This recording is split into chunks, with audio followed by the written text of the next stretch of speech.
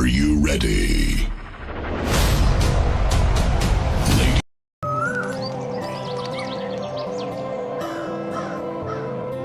बलरामपुर नाम के राज्य में ज्ञानेंद्र नाम का एक दयालु राजा राज करता था। उसकी प्रजा उससे हमेशा बहुत खुश रहती थी, लेकिन उसके ठीक विपरीत उसका बेटा ध्रुव बहुत बिगड़ा हुआ था। उसे प्रजा के सुख दुख से कोई मतलब नहीं था। नगर में राजा का पुत्र ध्रुव अपने कुछ सैनिकों के साथ घुड़सवारी करने में मस्त था और तभी उसे घुड़सवारी करते हुए रास्ते के एक तरफ एक गरीब की झोपड़ी दिखाई दी। इस झोपड़ी से गुजार कर देखी जाए। और अपने घोड़े की दिशा झोपड़ी की तरफ मोड़कर गरीब किसान की झोपड़ी को गिरा दिया। अरे वाह, मेरे घोड़े तो कमाल के हैं, मजा आ गया। अब घुड़सवारी का मजा आया। अगले दिन राजमहल में। क्या बात है मंत्री, ये शोर कैसा हो रहा है? महाराज, एक आदमी अंदर आने के लिए दरबान से लड़ रहा है। अरे ऐसा क्या हो गया जो वो इतना तड़प रहा है? उसे अंदर आने दो। उस आदमी को अंदर बुलाया जाता है तो वो बताता है, महाराज, मेरी मदद कीजिए महाराज, मैं लुट गया, बर्बाद हो गया। अरे आखिर हुआ क्या है, बताओ तो। महाराज, राजकुमार घुड़सवारी कर रहे थे, पर तभी वो अचानक आकर मेरी झोपड़ी से टकरा गए और मेरी पूरी झोपड़ी टूट के बिखर गई। महाराज, मैं बेघर हो चुका हूँ महाराज, पर मुझे अपनी चिंता नहीं है, मुझे अपनी बीवी बच्चों की चिंता है, क्योंकि सर्दी का मौसम है महाराज, और ऐसे खुले में रहना उनके लिए बहुत खतरनाक है। वो मर जाएंगे महाराज, वो मर जाएंगे, मेरी मदद कीजिए महाराज। मंत्री, राजकुमार को बुलवाओ। तुम चिंता मत करो, हमारे होते हुए अन्याय नहीं हो सकता, तुम्हें न्याय मिलेगा। राजकुमार को बुलाया जाता है। जी पिताजी, बताइए, आपने मुझे याद किया? ध्रुव, ये मैं क्या सुन रहा हूं? तुमने इस आदमी की झोपड़ी तोड़ दी?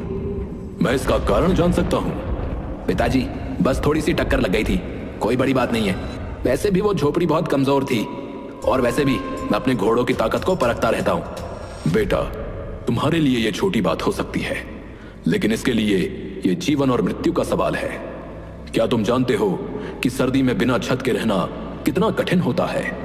घोड़ों की ताकत युद्ध भूमि में देखी जाती है, ऐसे गरीब नगरवासियों के घर तोड़कर नहीं।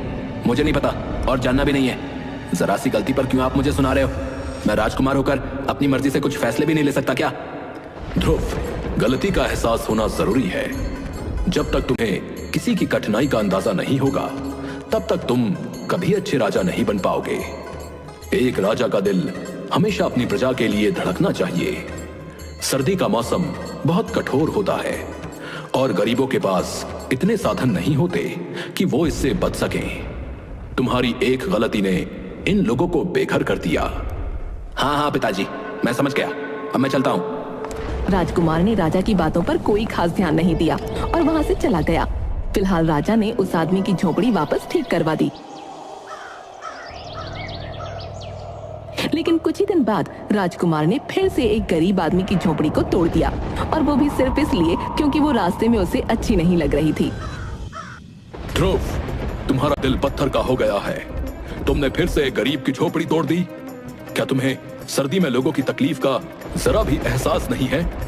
पिताजी, वो झोपड़ी रास्ते में थी, मेरा मन खराब होता था उसको देखकर। बस बहुत हो गया, तुम्हें अपनी प्रजा की पीड़ा का कोई एहसास नहीं। अगर तुम में संवेदना नहीं है तो तुम राजा बनने के काबिल नहीं हो। अब तुम इस महल से निकल जाओ और देखो कि गरीबों की सर्दी कैसी होती है।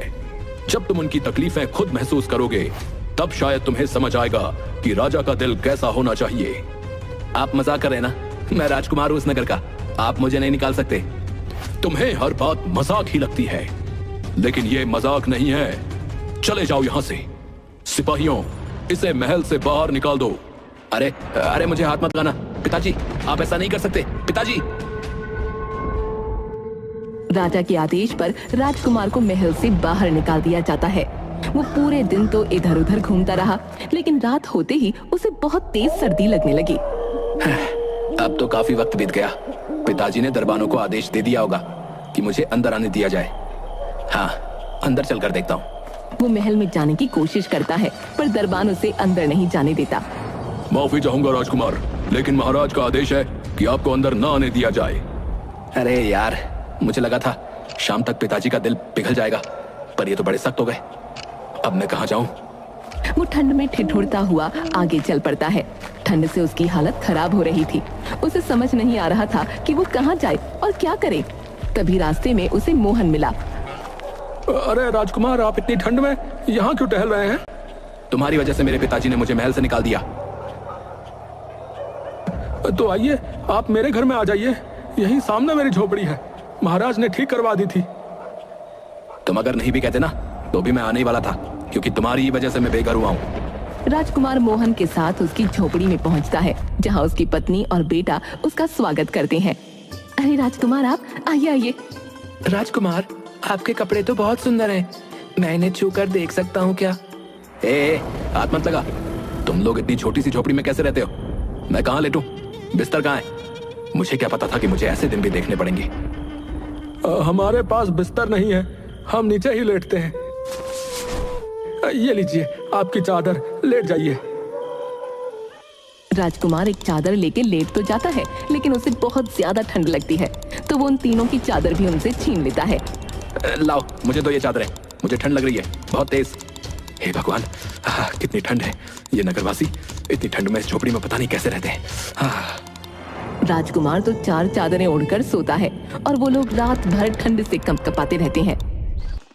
सुबह होते ही गंगा देखती है कि सूरज ठंड से कांप रहा है और उसका शरीर तप रहा है। सूरज को तो बहुत तेज बुखार हो गया है। अरे अरे मेरे बच्चे, क्या हो गया तुझे? वैद्य को बुलाइए। सूरज उठो बेटा। अजी सुनो ना, कुछ करिए, आप वैद्य जी को बुलाइए। पर गंगा, मेरे पास तो वैद्य को देने के लिए पैसे भी नहीं है। क्या हुआ? इतना शोर क्यों मचा रखा है? राजकुमार, सूरज को बहुत तेज बुखार हो गया है, पर हमारे पास इसका इलाज कराने के पैसे नहीं हैं। सूरज की हालत देखकर पहली बार राजकुमार को उन लोगों के लिए थोड़ा बुरा लगता है। हे भगवान, मैंने इनकी चादरें छीन ली। शायद इसी वजह से सूरज इतना बीमार हो गया। वो अपना हार उतार कर मोहन को देता है और कहता है, अब ये हार ले लो, इसे बेचकर सूरज का इलाज करवाओ। राजकुमार, ये तो बहुत कीमती है। हाँ, पर ये सूरज के जीवन से ज्यादा कीमती नहीं है। जल्दी जाओ, वैद्य को और हाँ, बाजार से कुछ कंबल और बिस्तर भी खरीद लेना। राजकुमार, आपने हमारी जान बचा ली, भगवान आपका भला करे। मोहन सूरज का इलाज करवाता है और साथ ही कुछ कंबल और बिस्तर भी ले आता है। अगले दिन राजा राजकुमार से मिलने आता है। ध्रुव, अब कुछ समझ आया कि नहीं? महल की याद आ रही है? मुझे महल की कोई जरूरत नहीं है, मैं यहाँ ठीक हूँ, आप जा सकते हैं। ये घमंड सही नहीं है ध्रुव, पर ठीक है, जब तक तुम्हारा मस्तिष्क ठीक नहीं होता यहीं रहो। धन्यवाद, पर मैं अपनी जगह पर खुश हूँ। राजा वापस महल लौट जाता है। उसी रात अचानक एक भयानक तूफान आता है। हवा की जोरदार आवाज से झोपड़ी हिलने लगती है और कुछ ही पलों में झोपड़ी टूटकर बिखर जाती है। मोहन, उसकी पत्नी, बेटा और राजकुमार सभी खुले आसमान के नीचे ठंड से कांपने लगते हैं। हे भगवान, अब हम क्या करेंगे? ये रात कैसे गुजारेंगे? माँ, बहुत ठंड लग रही है। गंगा, हमारे हाथ में कुछ भी नहीं है जो कर सके। अब बस इस रात को किसी तरह काटना होगा। ये ठंड इतनी कठोर है, कैसे सहते हो तुम लोग इसे रोज? हम तो जैसे तैसे हर रात गुजार लेते हैं, लेकिन आज की रात तो बहुत भयानक है। मैंने जब इन लोगों की झोपड़ी तोड़ी थी, तब भी तो इनकी रात ऐसे ही गुजरी होगी ना। हे भगवान, मैंने क्या कर दिया था? जैसे तैसे सुबह होती है, लेकिन रात की सर्दी ने सबके शरीर को झकझोर कर रख दिया था। राजकुमार अपनी मोतियों की माला उतारकर मोहन को देता है और कहता है, मोहन, ये लो, इसे बेचकर झोपड़ी को ठीक करवा लो। धन्यवाद राजकुमार। धन्यवाद तो ठीक है, पर तुम लोग ऐसे कैसे जीवन काटते हो? गरीब का जीवन ऐसा ही होता है राजकुमार। आप तो पहली बार गरीब की सर्दी देख रहे हैं। हमारा हर मौसम ऐसा ही है, कष्टों से भरा हुआ। मोहन उस माला को बेचकर झोपड़ी सही करवा लेता है। लेकिन कुछ ही दिन गुजरते हैं और उनके घर में खाने का सब सामान खत्म हो जाता है। मोहन, घर में अब कुछ भी खाने को नहीं बचा है। सर्दी ने तो हमारी सारी उम्मीदें छीन ली। हाँ गंगा, बर्फ के कारण खेतों में कोई काम नहीं हो पा रहा है। लकड़ी काटने का काम भी ठप पड़ा है। इस ठंड में कोई पेड़ काटने नहीं जाता। अब क्या होगा? यह वक्त भी गुजर जाएगा, बस हमें सब्र रखना होगा। मोहन, मेरे पास अब सिर्फ ये एक अंगूठी बची है। इसे बेचकर कुछ खाना ले आओ। अब राजकुमार, आप इतना कुछ दे चुके हैं, ये अंगूठी मत दीजिए। मोहन, ये समय सोचने का नहीं है। जाओ, इसे बेचकर खाने का इंतजाम करो। मोहन अंगूठी बेचकर खाना ले आता है। 1-2 हफ्तों तक वो खाना चलता है, लेकिन फिर सब कुछ खत्म हो जाता है। अब न मोहन के पास कुछ बचा था, न ही राजकुमार के पास। अब तो खाने को भी कुछ नहीं बचा। आगे की सर्दी कैसे काटेंगे? क्या यहाँ कोई ऐसा काम नहीं होता जिससे कुछ पैसे कमाए जा सके? यहाँ तो इस सर्दी में कोई काम नहीं होता, पर शहर में कुछ काम मिल सकता है, लेकिन वहाँ जाना आसान नहीं होगा। मोहन, हमें कुछ तो करना होगा। चलो, हम शहर चलते हैं और वहाँ काम ढूंढते हैं। राजकुमार और मोहन शहर जाते हैं, जहाँ उन्हें मेहनत मजदूरी का काम मिलता है। ये राजकुमार के लिए पहली बार था कि उसने अपने हाथों से काम किया हो। दिन भर की मेहनत के बाद वो इतना थक गया कि उसकी हालत बेहद खराब हो गई। मोहन, मैंने कभी सोचा नहीं था कि काम इतना कठिन हो सकता है, लेकिन जब अपने मेहनत के पैसे से खाना खा रहा हूँ तो दिल को बहुत ही सुकून मिल रहा है। हालांकि दिन भर की थकान और सर्दी की वजह से राजकुमार को अचानक तेज बुखार हो गया। वो तड़पने लगा और उसकी हालत बिगड़ती चली गई। मैंने तुम सबके साथ बहुत बुरा किया है। अब मुझे समझ आया कि तुम लोगों पर क्या बीतती है और तुम्हारे बेटे ने बुखार से तड़पते हुए क्या महसूस किया होगा। मोहन, मुझे माफ कर दो। इतना कहते ही राजकुमार बेहोश हो गया। फिर जब उसकी आंखें खुली तो उसने देखा कि वो अपने महल के नरम बिस्तर पर लेटा है। मैं यहाँ कैसे पहुंचा? बेटा, मैंने हर समय तुम पर नजर रखी थी।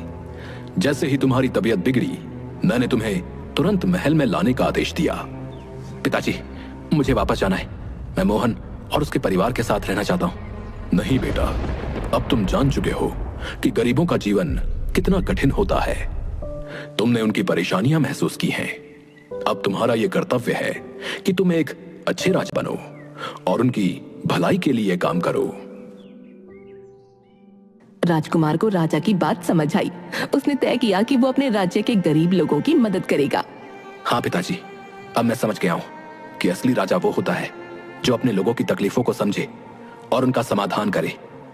मैं वचन देता हूँ कि सर्दी के खत्म होने से पहले मैं गरीबों के लिए गर्म कपड़े, कंबल और बेहतर आवास की व्यवस्था करूंगा। राजकुमार ने अपने वचन को निभाया। उसने गरीबों के लिए न सिर्फ गर्म कपड़ों की व्यवस्था की, बल्कि उनके लिए नए घर भी बनवाए और नए रोजगार के अवसर भी दिए। राजकुमार के इस कदम से राज्य के लोगों का जीवन बेहतर हुआ और उन्होंने अपने राजा की दिल से सराहना की।